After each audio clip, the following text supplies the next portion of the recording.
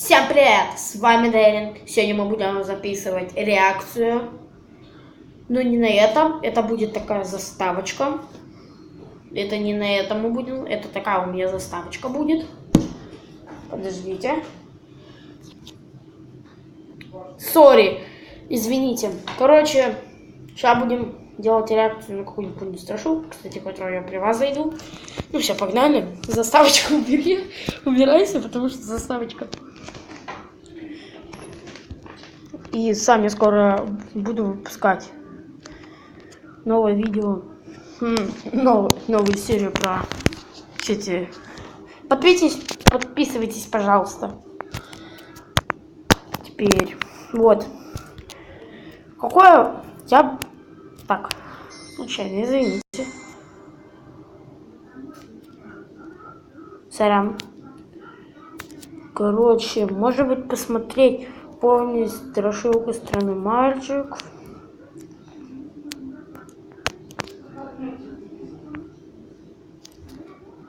Давайте посмотрим глюки. Кстати, я смотрел. Давайте.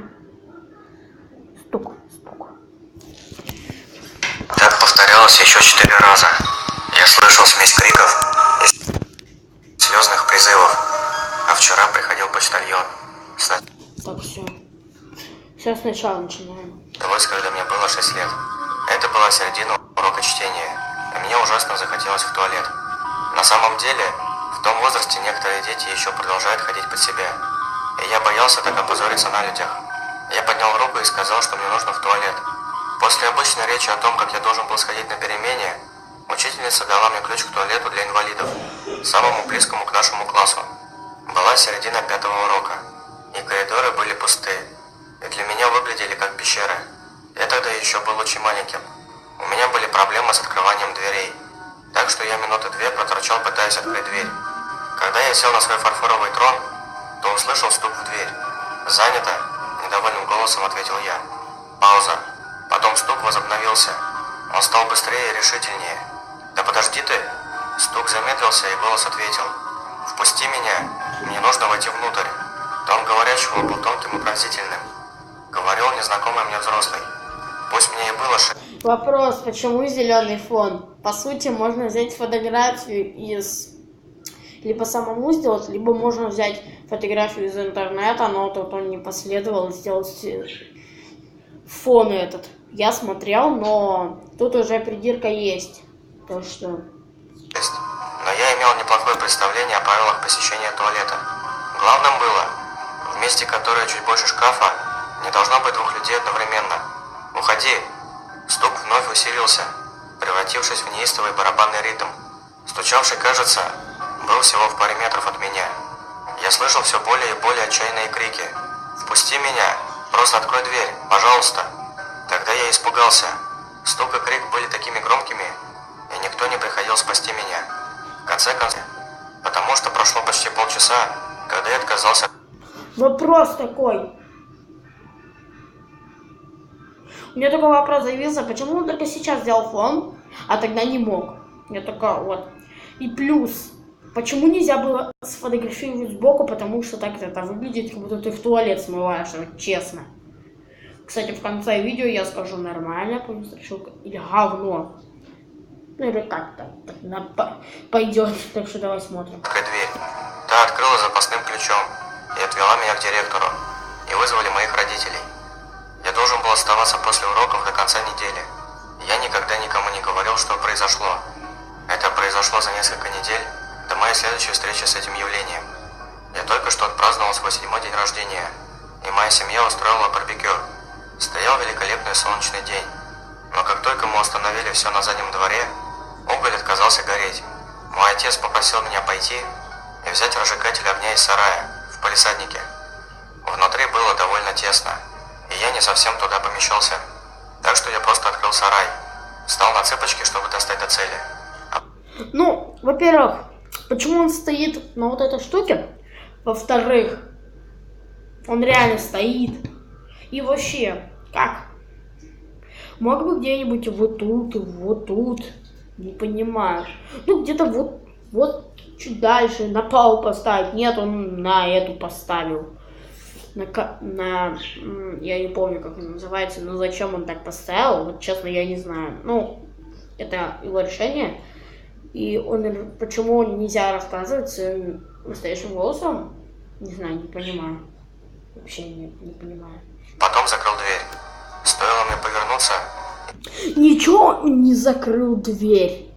Так свет пошел, так и шел. Так что, да видели, это фигово. Изнутри раздался настойчивый стук. «Открой! Мне нужно туда войти!» Это был уже другой голос. Более глубокий, более задумчивый и злой. Я ничего не сказал и отошел.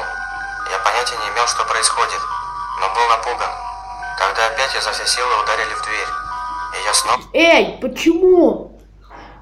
Почему он сейчас у кровати? Вопрос такой сейчас появился. Он сначала такой фон, потом такой фон, потом такой фон.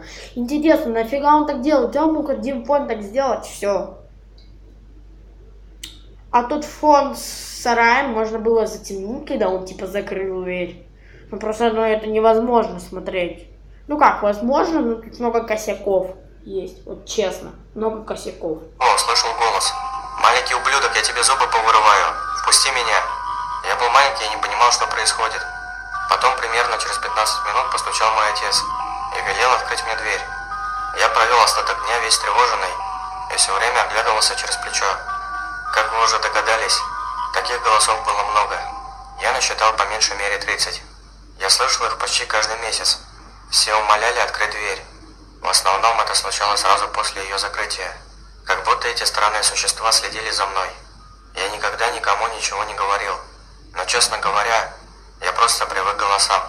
Они всегда заставляли меня подпрыгивать. И некоторые даже смущали. Но я знал, что пока я не открывал дверь, то был в безопасности. К некоторым голосам я привык настолько, что даже давал им имена. Был один, который всегда появлялся у двери дома. У нас было матовое стекло, и я мог видеть силуэт мужчины среднего размера в какой-то кепке. Он всегда молчал, но иногда засовывал в почтовый ящик конверты с пустой бумагой. Я звал его почтальоном. Этот был одним из самых жутких. Если я пытался поговорить с ним, существо резко поднимало голову вверх, а потом начинало стучать. Я вообще решил не обращать на почтальона внимания. Прошло 20 лет. Я сохранил столько нормальности, сколько возможно. У меня было много друзей. Так, вопрос. Все зрители, говорим, кто это вот, у кого такое было? У меня такое уже было, случалось. Но это было, это не мистика, мне просто друг, короче. Я у друга сидел, мы закрыли дверь, но его мама постучалась, мы что-то, потому что мы тогда ужастики смотрели. А его мама тогда постучалась, мы там вообще в офиге сидели, короче. Потом отец уже моего друга пришел, открыл мы на ключ закрыли, открыл потом ключом, и, короче, оказалось, это они стучали. Но я вообще офигевал. Мы так сидели, как будто реально там кто-то по мистике есть, но это была случайно, потому что не думайте, что это была мистика. И даже кое-какие отношения с девушкой, с которой я встречался в прошлом году. Неплохо для парня, который просыпался в середине ночи и внимательно слушает, не стучатся ли в дверь. Мои друзья считали меня немного странным, но мирились с этим. Они отличные парни. Я буду скучать по ним. Понимаете, вещи начали становиться страннее. Вернее, страннее, чем обычно. 3 недели назад я проснулся в холодном поту, хотя сам не знаю почему. Насколько я помню, сон был нормальным, когда над всем резко нависла огромная тень. Буквально после того, как я второй раз открыл глаза, ко мне в спальню постучались. Но ненормально. Это был поистине безумный стук. «Кто там?» – закричал я. «Пожалуйста, помоги нам», – ответил некто. Я был удивлен. Это был садистский сердитый голос, как на том моем дне рождения. Но он оказался... Вопрос теперь такой. Почему у него резко поменялся фон и его поза? По сути, он вообще должен, не должен, это мое личное мнение, то, что если рассказчик, он всегда должен быть на черном. А действия всегда должны быть. У рассказчика не раскрашивают, действия должны на фону. Но он как-то это рассказывает таким образом, то что и действие, и он только иногда. Когда я, например, хочу сделать быстрые штуки, я придерживаюсь этого мнения, потому что мне друг, я ему посоветовал, у него реально поднялось видео, и скоро у меня будет новая понестрашилка про Флаттер Грина. Кстати, да, я ее пока не заснимал, а тут реакция, так что погнали. Дальше досматривать. Кстати, это почти конец, наверное? Нет, офигеть. Ладно, погнали. Настоящему искренним чувствовался также отголосок боли, словно говорящий был тяжело ранен. Я на самом деле хотел встать, но я колебался. Меня никогда раньше не искушали таким образом, всего лишь на открытии двери. Я был как ребенок. У меня в голове застряло одно. Что бы за дверью ни находилось, этому должно было быть разумное объяснение. Честно говоря, я в то утро был очень близок к открытию двери, но в конце концов удержался. Через 2 дня я зашел в местный магазинчик. Я только заплатил за бутылку молока и газету, когда кто-то сильно ударился о дверь. Одновременно послышался длинный плачущий визг боли.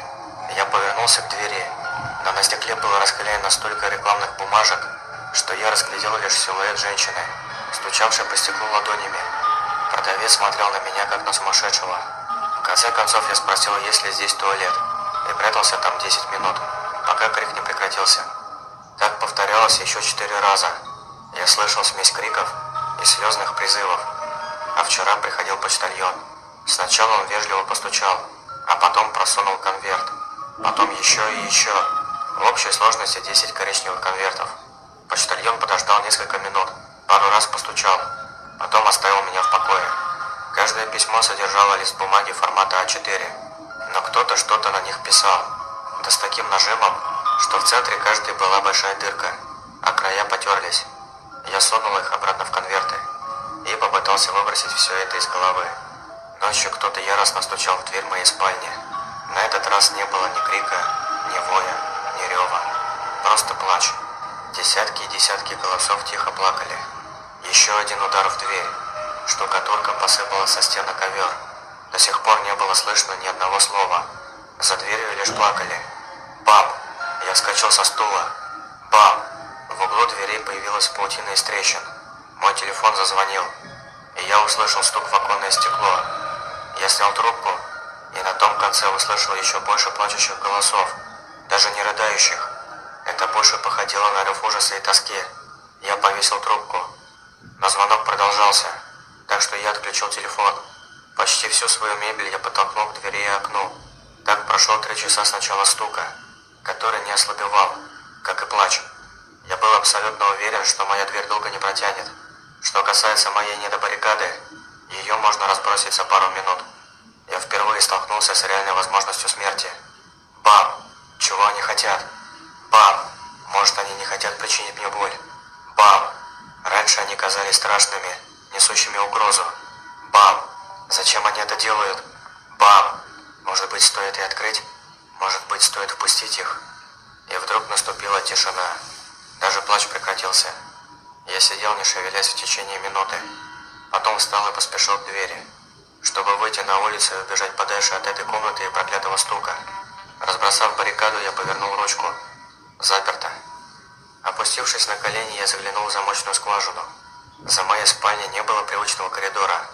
Там была другая комната, какая-то библиотека или учебный класс. Там никого не было, кроме ребенка, который сидел ко мне спиной и читал. Я постучал в дверь. «Эй, мальчик, открой дверь, ладно?» Он удивленно оглянулся. «Да, я здесь. Можешь открыть дверь? Пожалуйста». «Я не могу. Я наказан. Мне нельзя ни с кем говорить. Уходи». Он отвернулся от меня. Поставленный в тупик и раздраженный, я начал вставать. Громкий стук еще раз нарушил тишину. Звучало так, будто что-то тяжелое ударилось о стекло. Мое окно. Это была даже не попытка прорваться внутрь. Кто бы ни был за занавеской стеклом, оно знало, что я внутри. Оно знало, что я напуган. И оно хотело, чтобы я боялся. Я прильнул к двери и начал отчаянно бить по ней кулаками. «Эй, впусти меня! Мне правда нужно, чтобы ты открыл дверь!»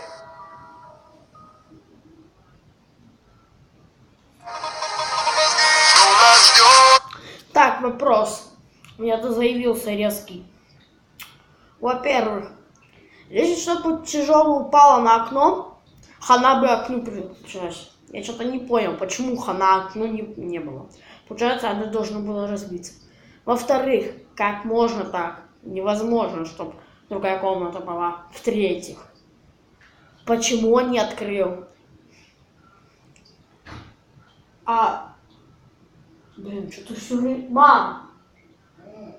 А что он все время дверку что-то пытается открыться?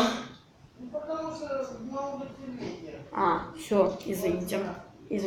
Короче, в-четвертых, тут мне кое-что напомнило в начале видео, вы видели, он говорил те же фразы, которые было и в конце.